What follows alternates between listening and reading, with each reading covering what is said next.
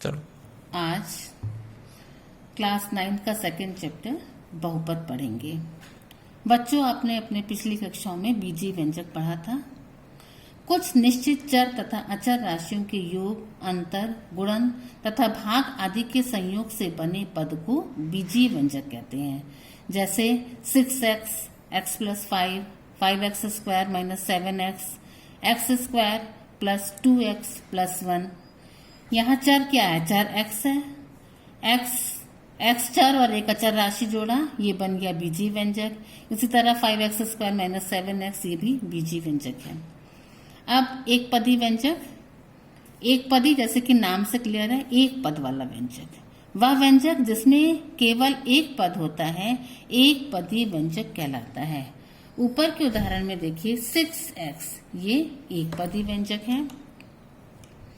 बहुपद व्यंजक, वह व्यंजक जिसमें एक से अधिक पद होते हैं, बहुपद व्यंजक कहलाता है।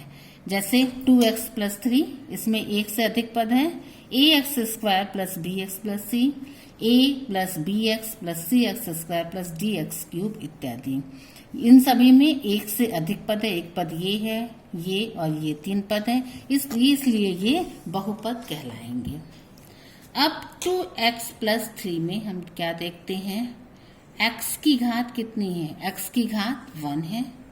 इसी प्रकार ax² + bx + c, ये भी एक बहुपद है। इसमें चर x की घात 2 है और 1 है। तीसरे वाले में a + bx + cx² + dx³ में चर x की घात 1, 2 और 3 है। ये नंबर्स बच्चों 1, 2, 3 ये सब क्या हैं? ये सब पूर्ण संख्याएं हैं। तो इसलिए बहुपद की क्या परिभाषा निकली? ऐसे बीजीय व्यंजक जिनमें चर की घात एक पूर्ण संख्या हो, बहुपद कहलाती है। चर की घात पूर्ण संख्या यानी 0, 1, 2, 3, 4 इत्यादि हो सकती है। अब बहुपद की घात ज्ञात करना है, तो बहुपद में चर की सबसे बड़ी घात बहुपद की घात होती है।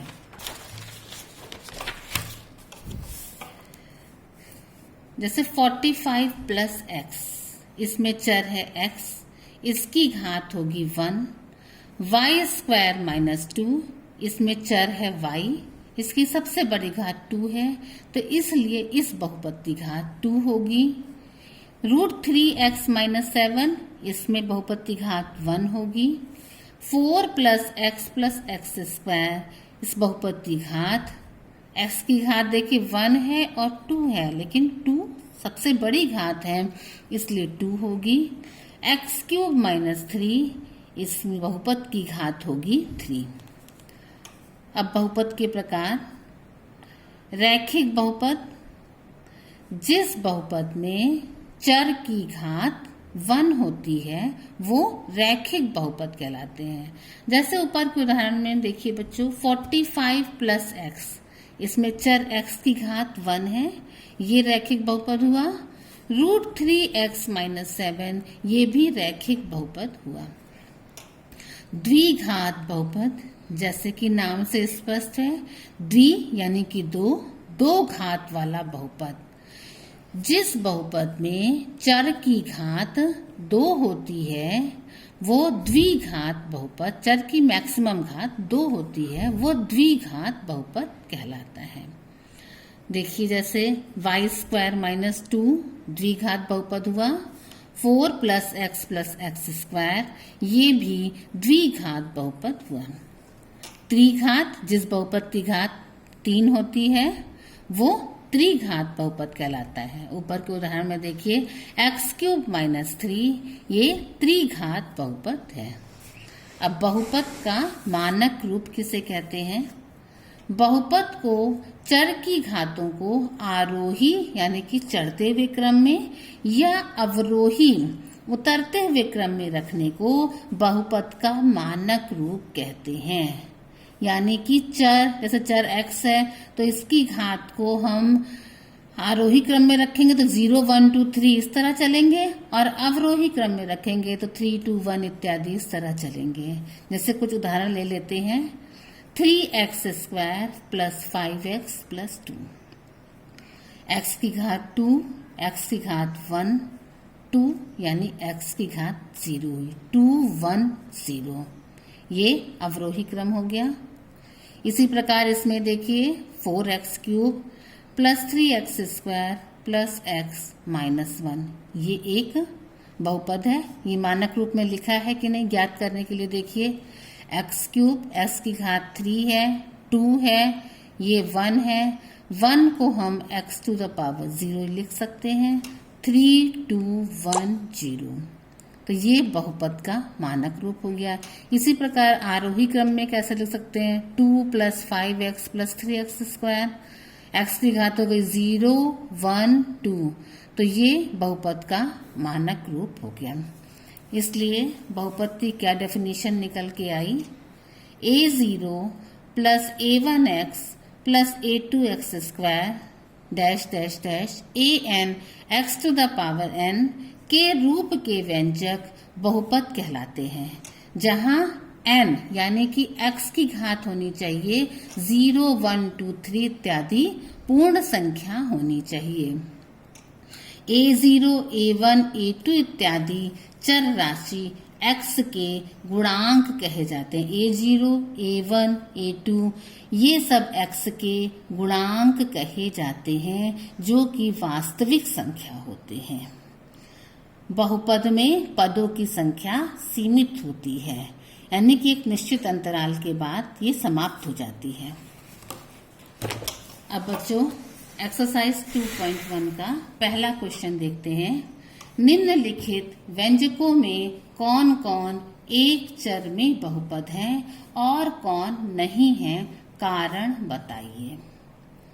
पहला वाला देखते हैं, 4x² माइनस 3x प्लस 7, ये एक चर में बहुपद है, एक चर में है, एक चर x में बहुपद है। दूसरा देखिए y² प्लस √2, ये भी एक चर y में बहुपद है। तीसरा 3√t प्लस t√2, बच्चों ये बहुपद नहीं है, क्योंकि यहाँ चर t की घात 1/2 है, जो कि एक पूर्ण संख्या नहीं है, इसलिए ये बहुपद नहीं है। चौथा y² प्लस √2, ये चर y में बहुपद है। पांचवा वाला x to the power 10 plus y³ plus t to the power 50, ये एक चर में बहुपद नहीं है, एक चर में बहुपद नहीं है। ये यहाँ पर तीन चर कौन कौन से हैं, तीन चर हैं x, y और t। अब क्वेश्चन नंबर 2 लेते हैं, x² का गुणांक लिखिए। यहाँ पर पहला क्वेश्चन है 2 प्लस x² प्लस x। इसमें हमें ये देखना है कि x² के बगल में कौन सी संख्या लिखी है। x² के बगल में कुछ नहीं लिखा हुआ है, इसके मतलब यहाँ 1 इंटू x² x होता है, इसलिए x² का गुणांक हो गया यहाँ 1। सेकेंड क्वेश्चन में देखिए x² का गुणांक होगा -1। थर्ड क्वेश्चन में π/2 x² प्लस x, यहाँ x² के बगल में π/2 लिखा है, इसलिए इसका गुणांक हो जाएगा π/2। अब फोर्थ क्वेश्चन में देखिए बच्चों, √2x माइनस 1 लिखा है, किंतु x² यहाँ कहीं नहीं लिखा है, तो इसको हम 0 इंटू x² लिख सकते हैं। तो यहाँ पर x² का गुणांक होगा 0।